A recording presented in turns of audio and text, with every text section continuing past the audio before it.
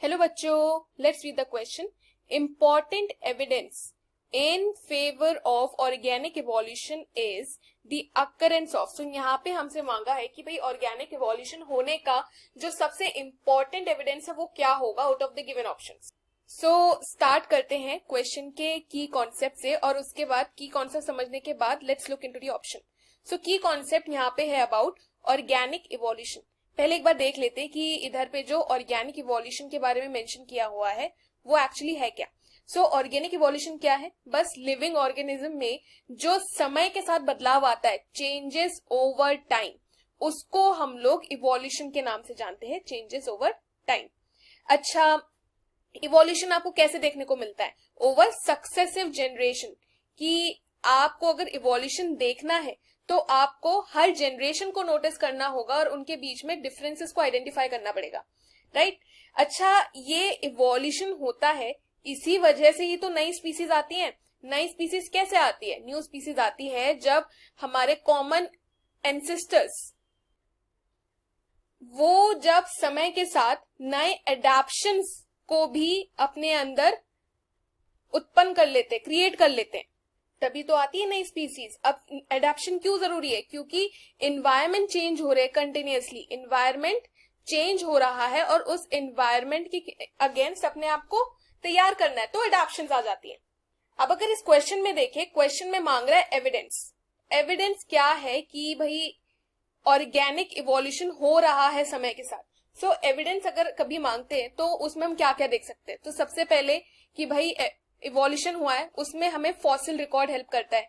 पुराने फॉसिल्स मिलते हैं तभी हमें आइडेंटिफाई हुआ, तभी हमें पता लगा कि अच्छा डायनासोर जैसे चीजें थी. पुराने फॉसिल्स मिले तभी हमें पता लगा हमारे पूर्वज नियांडरथल्स जो थे वो हमसे कितने अलग थे. सो फॉसिल रिकॉर्ड इसलिए जरूरी है. एक होती है कंपैरेटिव एनाटॉमी. कंपैरेटिव एनाटॉमी का क्या मतलब है?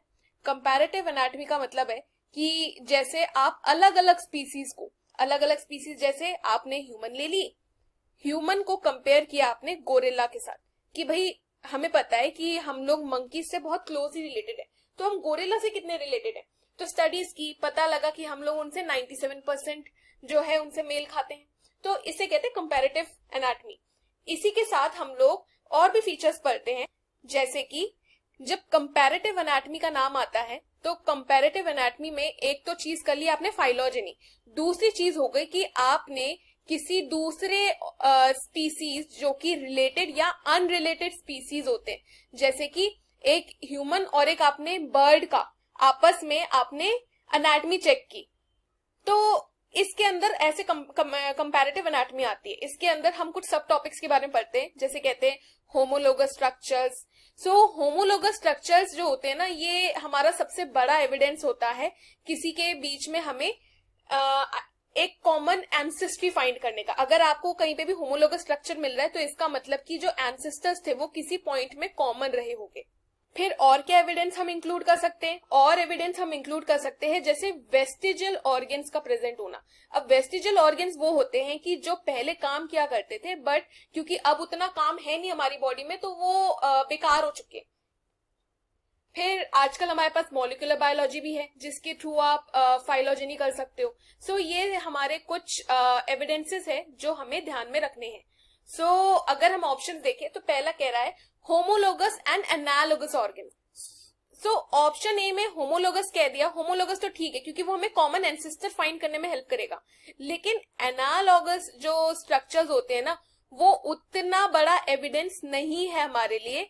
सो हम लोग इसको कंसिडर नहीं करेंगे. रीजन बीइंग, देखो अगर आप होमोलोगस स्ट्रक्चर ढूंढते हो तो आपको पता लग जाता है कि भाई एक कॉमन एंसेस्टर किसी पॉइंट ऑफ टाइम पे रहा है, लेकिन ये जो कॉमन एंसेस्टर के बारे में ना आप एनालॉगस के थ्रू पता नहीं लगा सकते. इस वजह से ये वाला ऑप्शन हो गया incorrect. Now let's proceed with the next option. Next option बोल होमोलोगस एंड वेस्टिजियल ऑर्गन्स. सो देखो वेस्टिजियल ऑर्गन्स के बारे में मैंने आपको बताया. वेस्टिजियल ऑर्गन्स जैसे अपेंडिक्स है, वो क्यों हमारे लिए एविडेंस है? वो एविडेंस इसलिए है क्योंकि देखो वेस्टिजियल ऑर्गन एक टाइम पे काम करते थे, आज काम नहीं करते. सो वेस्टिजियल ऑर्गन्स एक एविडेंस है हमारे लिए. वेस्टिजियल ऑर्गन जैसे अपेंडिक्स एक एविडेंस है. किस चीज का? Evidence of change over time. और यही तो हमारा इवोल्यूशन है, चेंज ओवर टाइम, समय के साथ बदलाव। सो यहाँ पर option B homologous on vestigial organ बिल्कुल सही आंसर है। अगर अगला ऑप्शन देखिए सी है एनालोगस इन वेस्टिजियल, तो देखो एनालोगस के बारे में हम पहली बात कर चुके हैं कि एनालोगस आपकी हेल्प नहीं करेगा उतनी जितनी होमोलोगस करता है। सो ये वाला ऑप्शन सूटेबल नहीं है। नेक्स्ट है कि सिर्फ होमोलोगस ऑर्गन्स ओनली। सो देखो हमने जो एविडेंसेस देखे यहाँ पे क्या कह रहे हैं डी में, सिर्फ होमोलोगस। अब सिर्फ होमोलोगस देखोगे तो आपको एक कॉमन एंसेस्ट्री का आइडिया होगा, लेकिन अगर आपको एविडेंस चाहिए तो आपको फॉसिल रिकॉर्ड भी देखना है, आपको कंपैरेटिव एनाटॉमी यानी कि होमोलोगस भी देखना है, यानी वेस्टिजियल ऑर्गन्स हुआ तो एक एडेड बोनस है, मॉलिक्यूलर फाइलॉजी देखना बहुत इंपॉर्टेंट है। तो ये सबका होना जरूरी है, not just homologous organs. So बच्चों, the correct answer for the question is option B. Hope you have understood the question well, students. Best of luck.